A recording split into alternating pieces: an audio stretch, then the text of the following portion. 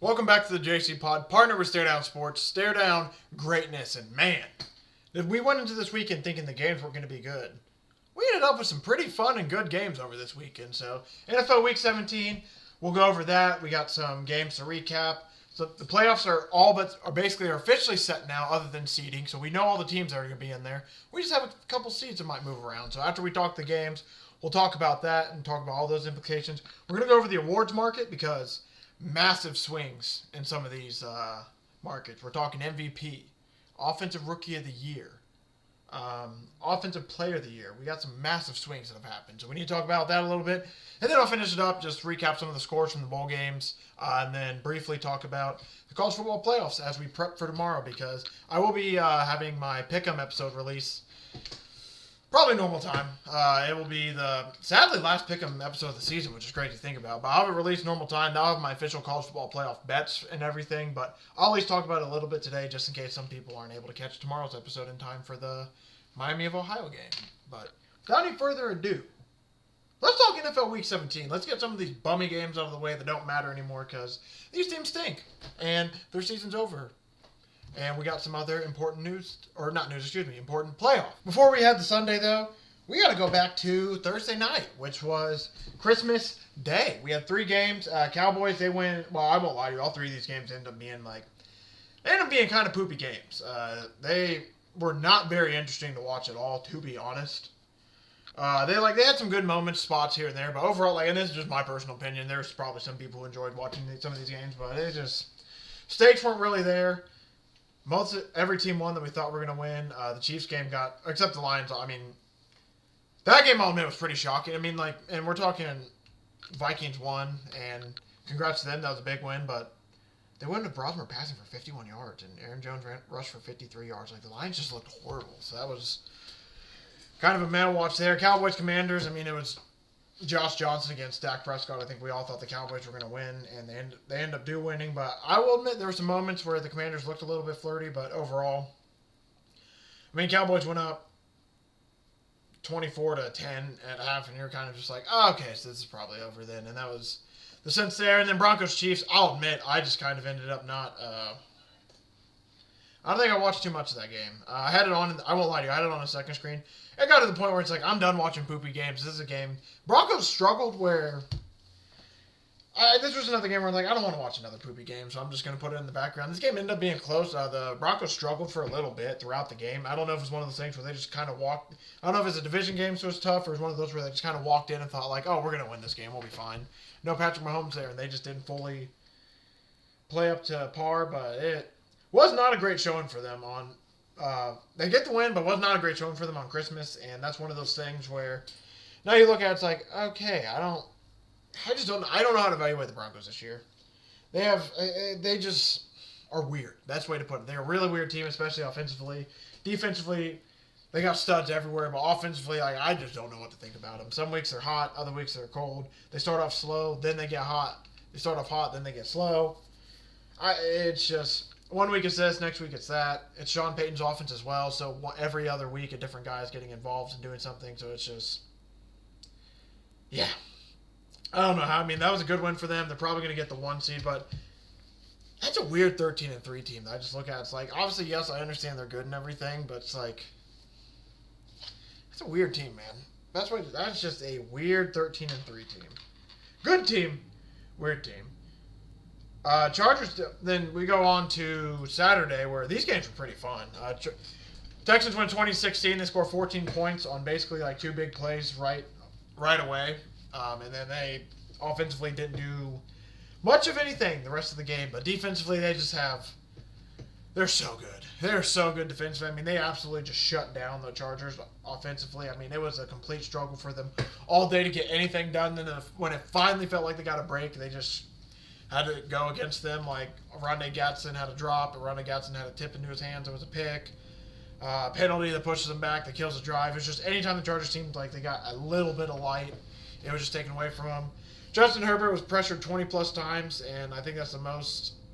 There's some stat where it's the most since whenever, and that person was also Justin Herbert. So We thought Joe Burrow was the Andrew Luck. I mean, it's Justin Herbert's starting to get on the Andrew Luck level as well. When it's just he is just taking hits and hits and hits and hits and just constantly getting hit. Not good, man. C.J. Stroud, he played decent. He had some good moments, had some bad moments.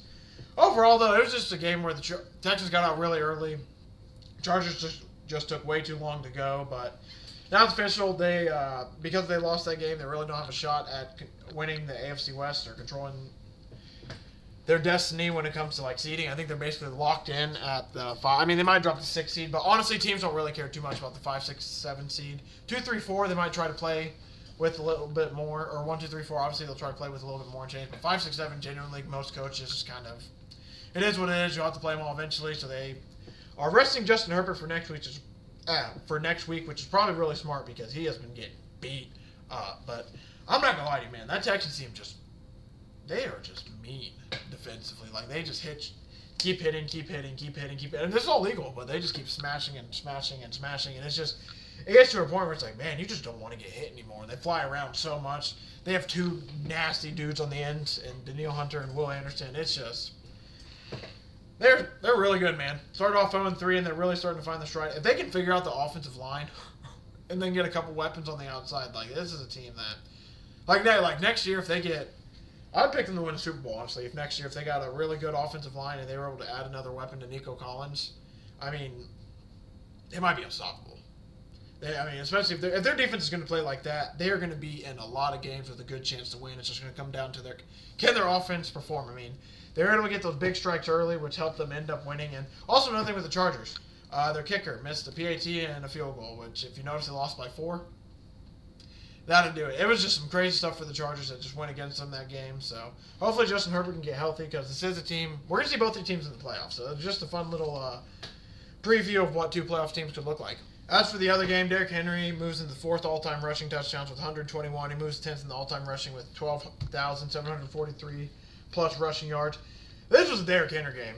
Ravens win 41-24. Malik Willis, he looked awesome, but Packers just got ran out of this game early.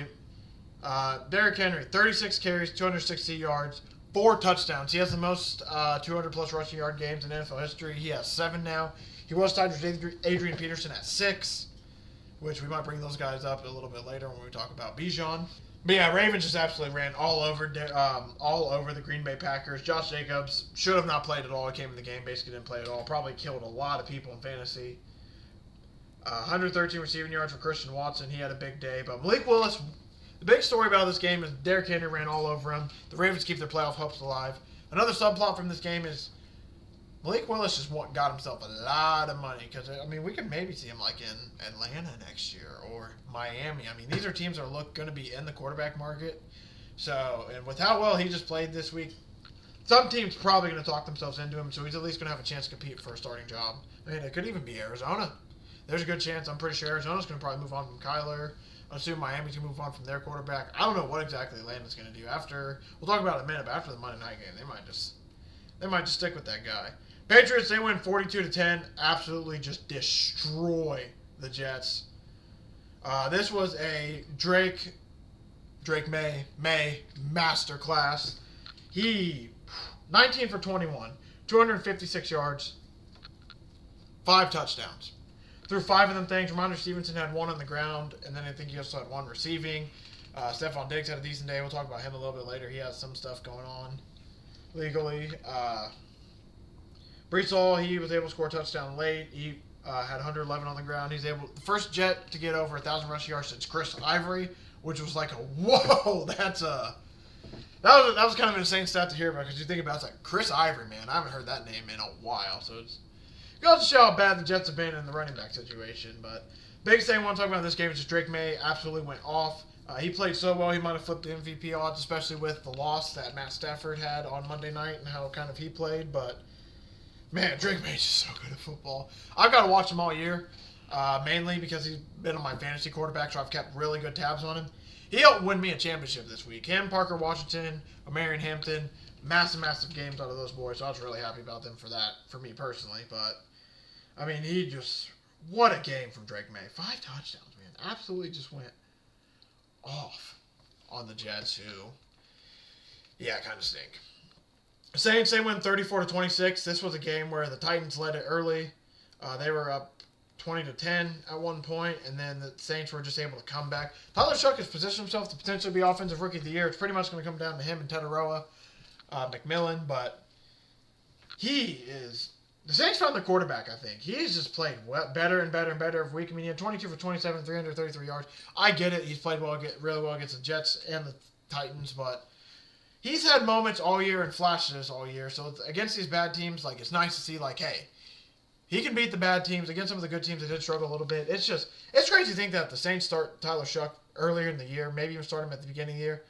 This might be a team that's battling for the NFC South. I mean, they're 6-10. I'm pretty sure they beat our under. I can't remember if it's at 6.5 or 5.5, but they're most likely, and then they might win it next week against the Falcons. There's a chance of it, but I mean, if Shough plays most of the year, they probably hit their over. Like I said, this is a good chance this could be a playoff team. I mean, I think they found something in him. And when it comes to the Titans, Kim Ward had moments all day where he's running around and making plays happen, but they just have so much to build on from themselves. I think this was a good showing by both teams. It was just a better game by Tyler Shough. And yeah, it was just a fun game. That ended up being a pretty fun game to watch. Like I said, a lot of these games ended up being decently fun. Bengals went 37-14. Trey McBride set the single season record for receptions by a tight end with 117. He surpassed Zach Ertz, who, weirdly enough, was the tight end that he replaced when he got injured with Arizona. So it's kind of a weird thing. Trey McBride surpassing Zach Ertz again, but awesome to him. Shout out. That's a awesome record, and there's a good chance he could end up with he could get 8 to 10 receptions next week. So there's a chance that number could even go up. So yeah, that's about it when it comes to talking the Cardinals. Bengals, Joe Burrow just looked awesome. Chase Brown had an awesome day. Jamar Chase found the end zone for the first time in 7 weeks. They just kicked their ass. I mean, Cardinals they're looking bad. They lose next week, which they most likely will. 14.5-point dog to the Rams, who kind of need that game to be the 5 seed.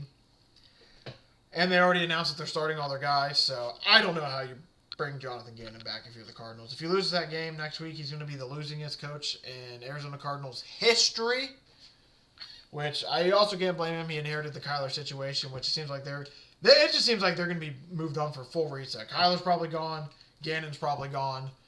Completely fresh new slate, which is probably good for the Cardinals. I mean, if you're an NFL team, that's probably what you want to do in general. I think if you want turnover, you want to do it all at one time so you have everyone built together, because usually this is where you see chaos reign for longer. When you take away the coach, add a new coach. All right, 2 years later. All right, we're moving on from the quarterback, add a new quarterback. 2 years later. All right, we're moving on from the coach, add a new coach. Year after that. All right, we're moving on from this GM, adding a new GM. Now because this new GM wants his guy in, another year later, moving on from the coach and the quarterback. It could cause just a complete cycle of just nonstop, just keep rotation, change. It's better just to move it all out of the way at once. Yeah, at least, especially coach and GM, get those guys set. Then they can start getting the quarterback working together. You need to be connected as a building. When you get, all this rotation and all this turnover and all this change, that's when it becomes an issue. Speaking of issues, the Raiders, they really stink. Max Crosby, that's becoming a loud issue. It'll be interesting to see what happens this offseason. Giants win 34-10. They win the Poop Bowl. Raiders are now an 80% chance to get the number 1 overall pick. Giants look like they're going to be in line for the 2nd overall pick, which for them is probably the number 1 overall, assuming the Raiders pick a quarterback, because they really need a quarterback. They need an offensive line. They need some wide receivers. They need a defense.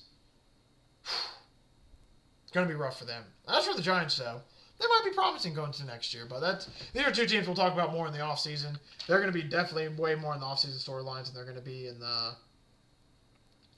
regular season. So now let's just start going through some games. So we'll start off with Colts-Jags. This is a game where if you bet it early, you're really happy. If you bet it closer to game time, you're probably pretty pissed. Colts lose by 6. The hook and mug, man. Glad we were able to give out the 6.5 a little bit earlier, and I was glad I was able to jump on it because, boy, but the Colts jumped out to an early lead. I think they were up 10-7. And the Jaguars, credit to them, they were able to weather the storm. They were able to win this game. They now are the number 1 in the AFC South. If they win next week, they win the AFC South. I think they have the tiebreaker over the Texans as well. Not 100% sure on that, I will admit. That's something. I really didn't look into too much. I just figured if Jag win, I believe I just remembered hearing that if Jag wins, they're the AFC South winner, and they're potentially the 2 seed. But Trevor Lawrence, he played amazingly. Parker Washington, that guy's a stud. Let me tell you what, was balling out. I got to give a shout out to Phillip Rivers, though, before I talk about the Jags a little bit. 147, 1-1. Shout out to him for coming back and helping out the Colts. I think the Colts really should have won at least 2 of those games that he played in. They just find ways to lose lately, and it sucks. It really sounds like the Colts are a team that if they even sniff that the season's over or they're going to lose a game, they just tend to fold and not even. Sounds like they don't have a backbone. Is what I've heard. Some of the reports I've heard and everything. Just some people talking. It just sounds like, hey, when they're winning and things are going good, like they can really be strong and well. But the second there's any adversity or it starts to go bad, there's guys that just fold left and right. And then obviously if all 11 aren't unified and tied together on both sides, then you just have issues. But yet again, Colts are another team. We'll talk about them more in the offseason. Just historic collapse, man. I understand injuries happen, but historic collapse for the Indianapolis Colts. Crazy to think they start off 7-1, and 2 teams are going to make the playoffs, and they're not one of from the AFC South, and they're not one of them. I mean, if Chris Ballard's there next season, I'm just disappointed, man. I was pessimistic coming into the season a little bit. They won me over with how well they were playing, and then it completely just fell apart again like it has for the past couple of years. So if Ballard comes back next year, I don't know how to have faith at this point. I mean, I'll go on a little bit of rant. I don't want to go too long because we have other important playoff teams to talk about rather than the Colts. But 9 years, man. I'm just gonna read you guys the stats real quick. Just man, I won't lie to you. I can't do another year if we like our guys. We do this. I mean, he been there for 9 years. I think he has like 1 playoff win. I'm trying to find these stats so I can just give it. Chris Ballard Jr. Here we go. He has a 62, 69-1 record, no division titles, 2 playoff appearances, 1 playoff win, longest tenured GM with a losing record and no division titles. He has to be gone. I mean, they didn't even make the playoffs. Like, it was one of those things where, I'll admit, even when they were winning, I was joking with my buddies and everything. I'm like, man, this is going to suck because they're going to start finally winning and they're going to keep Chris Ballard free for longer now. And then, no, they don't even do that. They don't even make the playoffs. They have another historical collapse. They have no plan in place for, it just gets to a point, I understand he's had bad luck with quarterbacks, but man, it's been 9 years of bad luck with quarterbacks. Who gets hurt? Anthony Richardson gets hurt right before Daniel Jones gets hurt. And then Riley Leonard can't really play. They have to bring in Phillip Rivers off. I'll admit, Phillip Rivers played pretty decent, but they never have plans in place. The defense has been a mess for years, and he's starting to not draft well. I'm pretty sure their whole 2023 class is either not on the team or basically aren't playing at all. It's starting to get to a point where it's like Colts have no depth. It's been too long, man. He has to go. I hate to say it. I don't like to call for people's job because I understand. I don't fully understand, obviously, but I understand that NFL GM is not the easiest job in the world. But it's been 9 years. There's really been no true success. I hope the Colts keep Shane Steichen for another year or two. Let the new GM evaluate how good because when Daniel Jones was there, their offense was humming and they were playing well and they were doing good. It's just when the losses happen, it's tough. I don't like his play calling some of the time when they're up in games. Or he gets a little bit too conservative, for my opinion. But like I said, that was way too long on the Colts. But that's just me being a passionate fan that's just absolutely heartbroken because that team for another year just has a historical collapse. When they need to win just a couple games to end the season, they just can't seemingly do it. And it's starting to get pretty damn frustrating. But shout out to the Jags. Shane Steichen, who is now 1-5 against the Jacksonville Jaguars, which is just another awesome thing to think about. But I want to give props and flowers to Liam Cohen.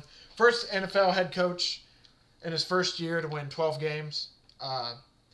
First year, he's a first-year head coach, and he won 12 games with the Jags. That is genuinely impressive, and what he's done with Trevor Lawrence is he's completely turned him around. He's brought some confidence back into him. I'll admit, every time he comes on the Pat McAfee show, absolutely love to hear him talk. It's to the point where it's like, man, I wish that guy was our coach.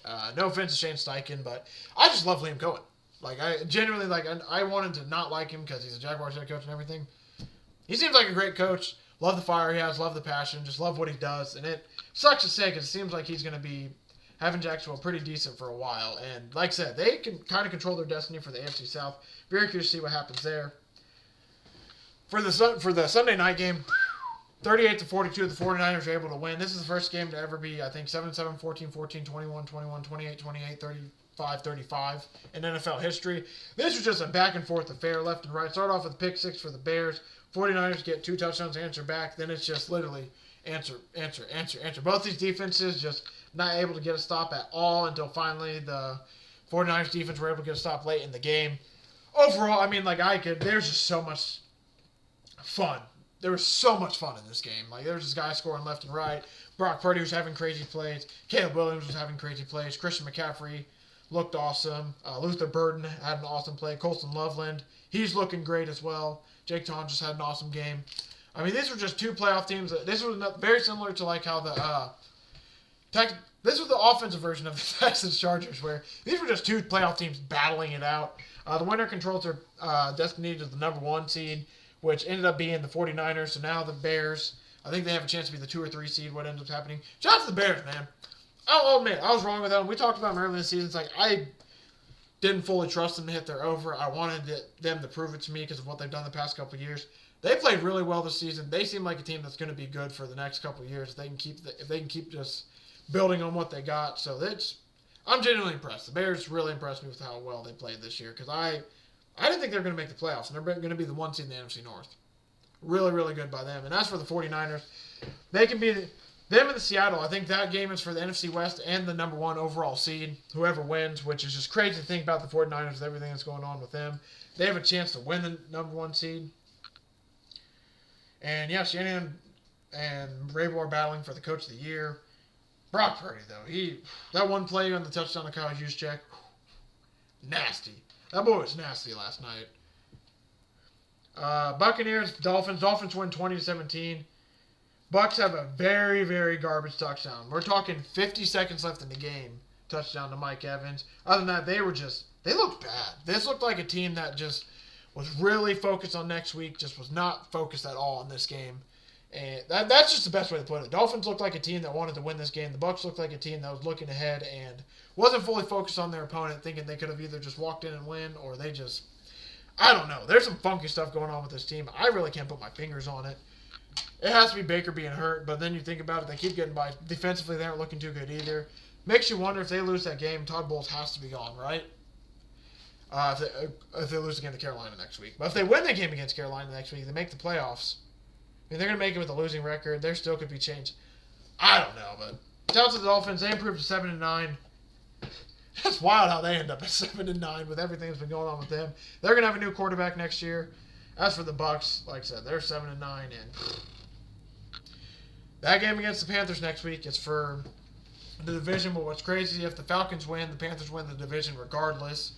Neither of these teams will know that going into the game, though, so we're going to get a full effort out of both these teams. But the Bucs just messed around way too much. Now the division is kind of not in their control if the Falcons are able to do something next week. Steelers, Browns. I should have talked about this game earlier. Browns went 13-6. Absolutely ugly game. The Steelers had a chance to win the game late. They did drive down the field just on 4th and goal. They weren't able to make it happen. Really weird how they just abandoned the run game when it seemed like it was being pretty effective for them. But I'll just give the Browns credit. They won this game. This was very similar to the Bucs, where it just seemed like the Steelers were not ready to play this game. To go along with that, they just did not look too good offensively. The Browns didn't look the best offensively either, especially when Shador lost Harold Fannin very early. But shout out to the Browns. They were able to get a massive win. The Steelers, now their game against the Ravens, it just stinks for the Steelers. They win this game, they win the division. And they just weren't able to get it done. There's a stat now that apparently when teams are like 8 games below 500 or something like that, it's maybe even 6 games. It's like 6 to 8 games below 500 when the Steelers really need to win at the end of the season. They're like 0-6 lately, so they're just not prepared for these games.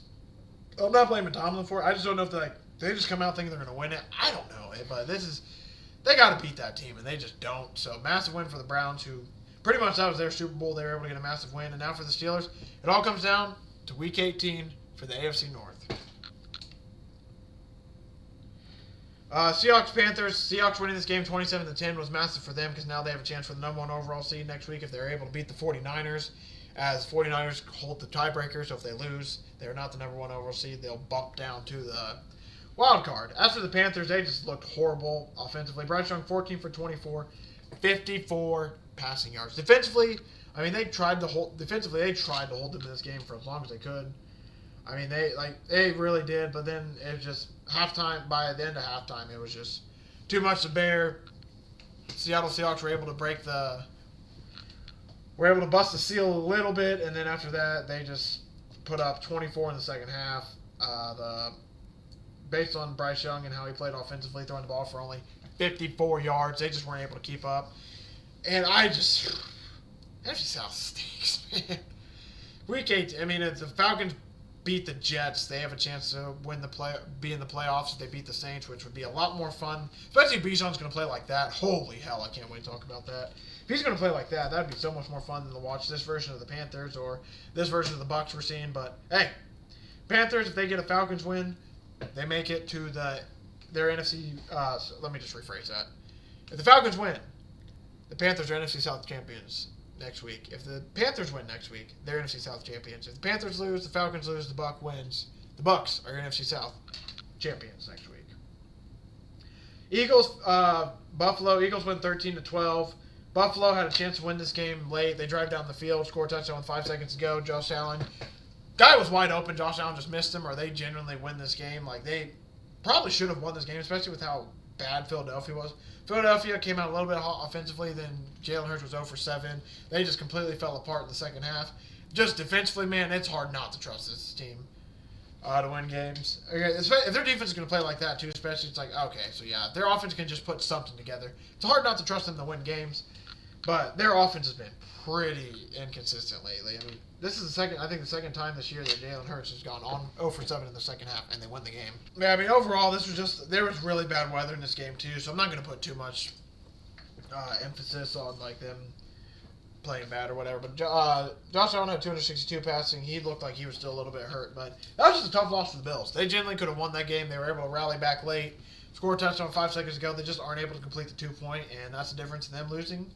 Philadelphia wins, so now Drake Maye and his Patriots have locked up the AFC East. I about said West. Rams Falcons. They win 27-24. They go up 21-0, and that pretty much is what wins them the game because the Rams were really able to rally back late. It's just by a certain point they weren't able to do too much. Bijan Robinson, man.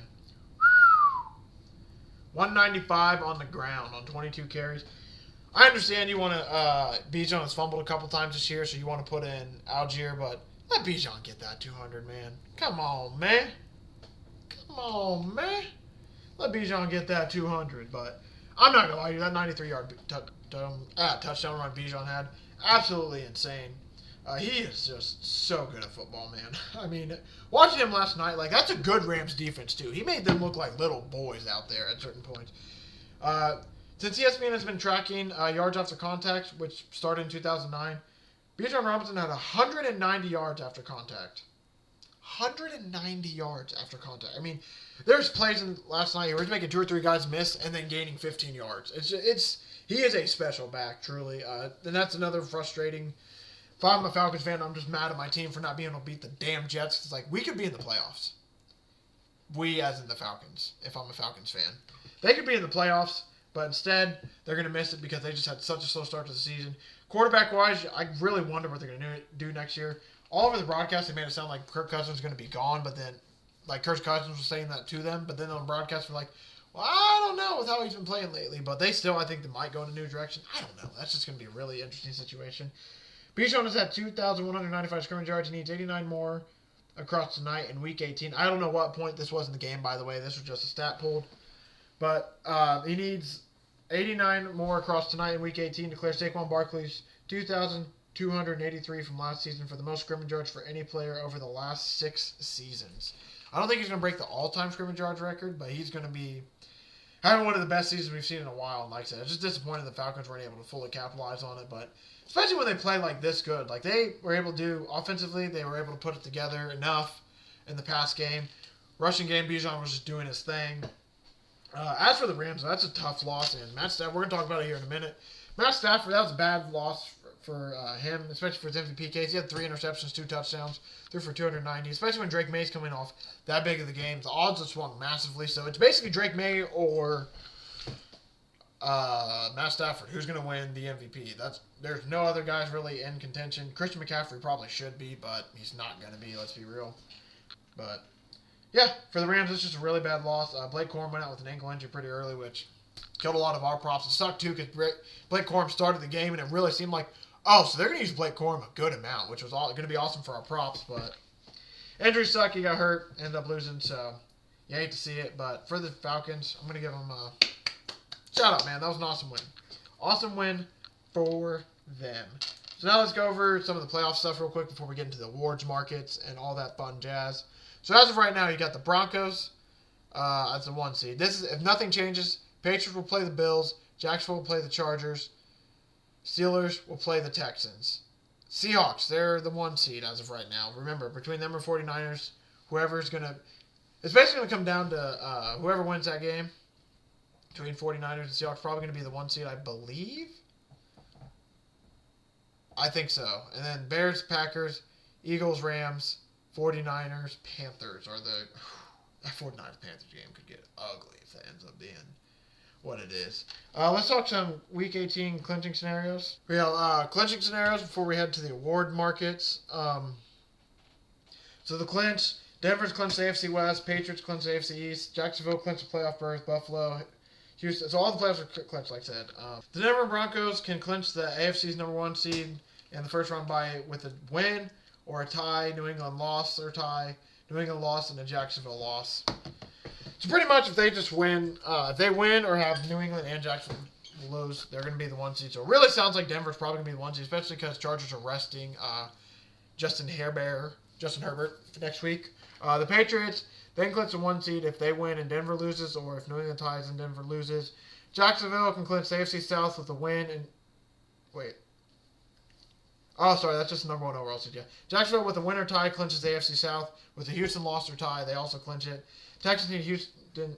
The Texans need themselves to win, obviously, and they need Jacksonville to lose to clinch their seed.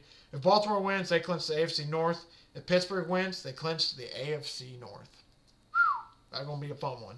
San Francisco clinches the number 1, the NFC West, and the number 1 overall seed with a win.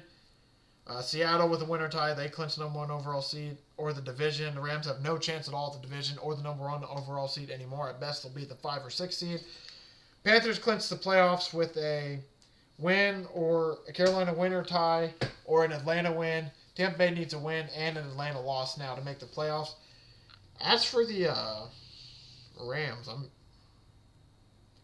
the Rams might be the 5 or 6 seed. I just wonder if they don't control that anymore now, potentially, with that loss. Because they needed 2 wins, and they would have got the 5 seed, but I think potentially now that might have changed some stuff.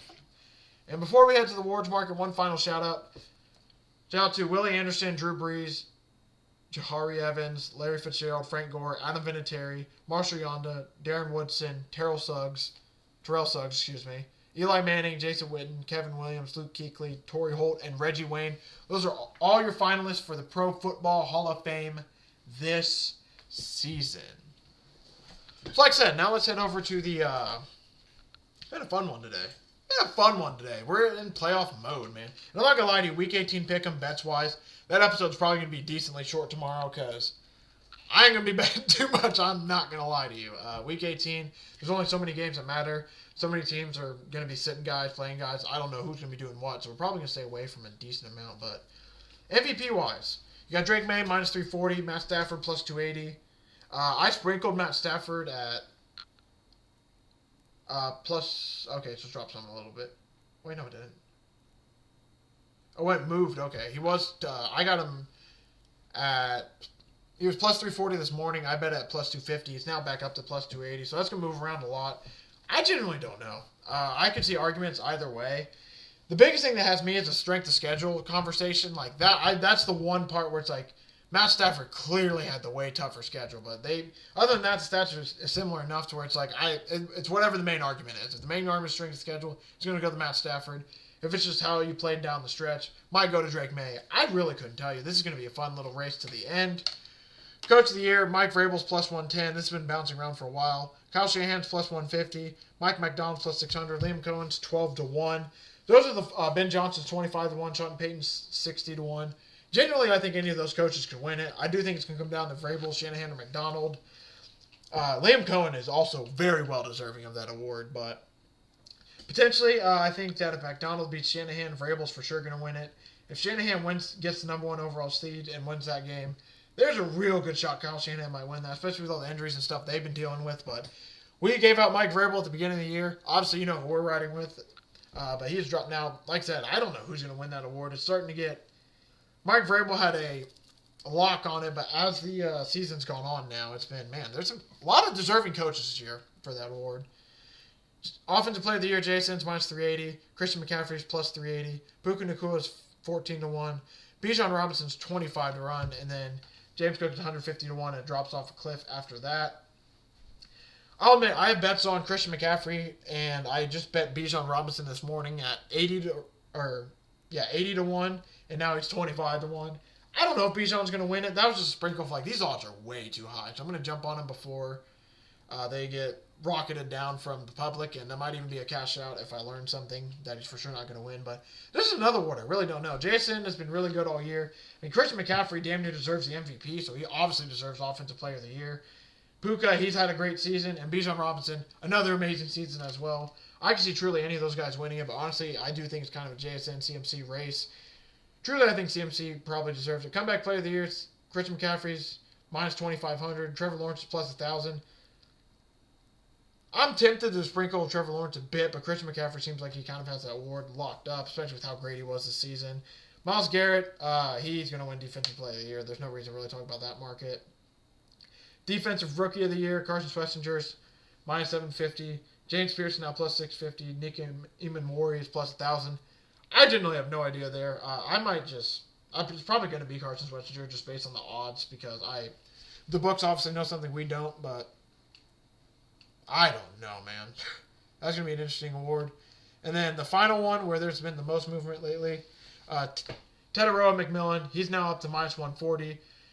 Well, it did drop down some. He was minus 385 last week, you remember. Tyler Shough is plus 140. Travion Henderson's 13 to 1. Mega Ibuka, man, falling off a cliff, 19 to 1. Jackson Dart, 22 to 1. I'm not going to lie to you. I have Tyler Shough. I have $10 to win 2.6K, so I am really watching this award heavy. I did hedge with Teteroa for Offensive Rookie of the Year, but I did pair it with Mike Vrabel, Coach of the Year, which is kind of looking a little sketchy now. So a little bit nervous about that, I will say, but overall, I don't know who the award's going to go to. If Teteroa has another quiet week again, you got to think that maybe Shough will steal it with how well. I mean, Shuck's been really good down the stretch and had a really, really good season. And Ted's also had a pretty good season as a rookie. So and he's been very limited because of Bryce Young. But one catch for 5 yards last week kind of changed it up. When your quarterback only passed for 54 yards, it might happen. So that's going to be an interesting sweat until February, whenever the award show is. I think it's before Super Bowl, February, whatever. I forget what the Super Bowl is. I think it's the 8th this year, so February 7th. But some quick news. Trevion Diggs was released by the Cowboys, which is crazy to think about. I'm assuming there's contract stuff there. Actually, he was waived. Excuse me. If a team were if a team wants to claim Trevion Diggs off waivers, it would be on the hook for $470K due his base salary in Week 18 plus $58,000. Diggs has no guaranteed money on his deal beyond this season. I really want to know why they got rid of him. You got to think that some playoff team's probably going to go for him, especially you got to think the Bills. He'd be a perfect target for the Bills, especially with how weak their offense has been. But kind of weird. I wonder why they got rid of him. Genuinely, I don't know if he's just not been playing well. If he's been playing that bad for him, I kind of understand it. But they just signed him to a deal, in 2023, and now 2 years into that deal, it's like, all right, see you later. Kind of wild. I don't know what's going on with Stephon Diggs, but he has some legal stuff going on, so that's something to keep an eye on. He has a court date scheduled for 2 days before the AFC Championship game. I don't know what officially is going on with that, so I don't want to jump into it fully until we get more information. I just want that to be on everyone's radar.